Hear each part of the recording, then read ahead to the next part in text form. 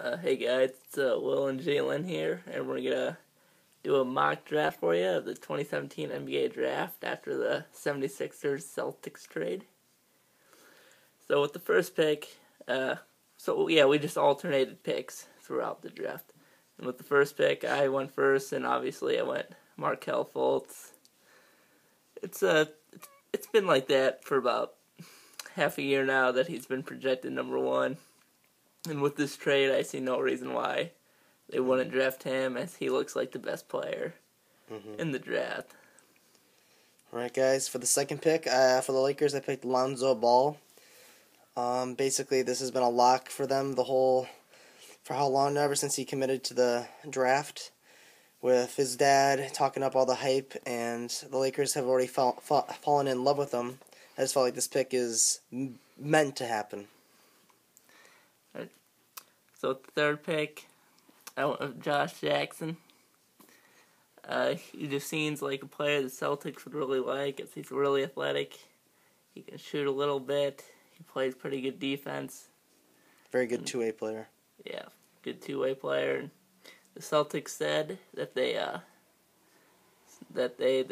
the trade, that they think the player who had been available, number 3, was the player they would have picked number 1. With his athletic upside, I just think he would have been the player they would have picked number 1, and he would be the player they didn't pick number 3. For number 4, the Suns, they need just about everything besides a shooting guard right now. So I feel like the best thing for them right now is a player that could help Devin Booker inside a little bit and outside scoring the ball. And I think Jason Tatum is the perfect fit. His ability to put the ball in the basket is unbelievable. Yes, a lot of people say that maybe picking up De'Aaron Fox would be the best pick here, because then they could just use Eric Bledsoe as a great trading piece. But I feel right now Eric Bledsoe is a solid point guard to keep using for a couple more years, and building off of Tatum and Booker for now would be a solid fit for the Suns. The fifth pick, I went De'Aaron Fox. Basically just best player available. The Kings basically need a position. De'Aaron, he can do it all, basically. The only thing he really needs some work on is his outside shooting, but other than that, he's a great player. Probably the quickest player in this draft. As you can see in that UCLA-Kentucky game when he lit up Lonzo Ball. You could really have made a case for him being number 1, but he's here available number 5, so I had to go with him. Right, number 6, I went with Jonathan Isaac for the Magic. The potential is real with Jonathan Isaac. He's got the defensive ability with his length and his wingspan, but his offensive upside is already there. His ability to put the ball in the basket is already there. He already showed that at Florida State. This kid I don't think he'll be great right away, but for the Magic, that are already a rebuilding young team, I feel like adding Jonathan Isaac to this team would be the key piece to finally getting them back to the playoffs. With the 7th pick, I went Malik Monk. I was thinking Lauri Markkanen, as he would be a 4 who can shoot really well, and that could fit in with the Timberwolves, who I think an outside shooter would help them. But I don't really think Lauri is kind of in that range yet for a prospect, and Malik Monk is an elite shooter that would also help them in their shooting, and he's just a better overall prospect. So I think the Timberwolves would pick him, even though his fit there, he might not necessarily be the best fit for them position wise. They already have Zach LaVine and Andrew Wiggins, but he's just a really good player, and he's just too good to pass up at 7. So for the 8th pick, I picked Frank Ntilikina. This European player, he's very good. Shows a lot of upside for the Knicks, who, again, they're one of those teams that need, again, just about everything. So I feel like a point guard right now would be a solid fit, something to build around. For Knicks fans, he won't be a great player right away, according to the experts, but he will be a player that could develop into something special, and again, to build around for the future. So with 9, I went Dennis Smith.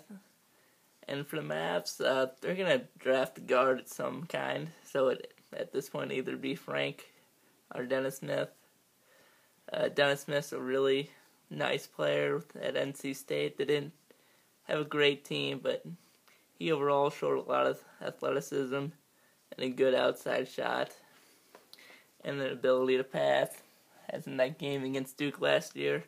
So he's a lot of upside, and he can be the point guard of the future for the Mavericks, and overall, that's who they're going to go with at number 9 if he's available.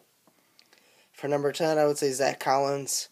They already have Willie Cauley-Stein, I feel like, and I feel like that him and Zach Collins would be very good at the Kings. Another team that's rebuilding that really just needs something solid to build around, and I feel like De'Aaron Fox and Zach Collins, one of those guys will step up and be the future for them, but Zach Collins and Willie Cauley-Stein will be dominant inside in the near future, and I think that the Kings can be very excited about what the future holds for them. Yeah, for 11, I went with Lauri Markkanen. Basically just best player available at this point. So I see a need kind of the Hornets. They don't really have that outside shooting presence with a big man. And I think he would really help them, as he is one of the best shooters in the draft, even though he is a big man. So he can just help stretch the floor and give them, and he's a position that they need. And I think it'd be a good fit for the Hornets at number 11. And on to pick 12. All right, for the Pistons, I would say John Collins would be the best pick here. Not necessarily because I believe that the Pistons really need him. They have Andre Drummond, but I've heard sources say that Andre Drummond is not cooperating well with the organization, and that he might be headed out soon. And he'd be a great trade asset, obviously, with his potential and already what he's shown in the NBA. He's one of the most dominant centers in the league, so I feel like they would need a new center to develop around and build around. I feel like John Collins would be the best piece here. His ability to put the ball in the basket and rebound is phenomenal. Very underrated player, but he's still really young, and he can be a great future asset for this team. All right, so for 13, I went with OJ Anunoby for the Nuggets. He is coming off an injury, and his offensive game is a little limited, but he's probably the best defensive player in this draft. And I just feel like the Nuggets have a need for him at the small forward position, defensive-wise. And I can feel like he would help that part of the game coming off the bench for a couple of years, maybe possibly get into a starting spot. I just feel like he'd be a good player to help them push for the playoffs, which they got very close to last year. All right, in 14, I have the Heat taking Justin Jackson. I just feel like with the Heat already having Dion Waiters, Gordon Dragic at the point guard and the shooting guard, they have Hassan Whiteside inside, and then I feel like they really need another small forward, somebody else to help carry the load. A very good player is Justin Jackson. He's experienced. He's been on the big stage. He just really knows how to win, plain and simple, and I feel like he could really use a player with his ability to, and again, be a two-way player. And he's very good. He shows very good potential defensively as well, not just offensively. So I feel like that'd be another great player for the Heat to attain as they continue to hopefully make the playoffs and make a run at the championship in the next few years. All right, so that's the lottery in the first round. I hope you guys like our video, and we hope to have the rest of the first round video later. All right, thanks, guys. Yeah, thanks. Leave a like, please.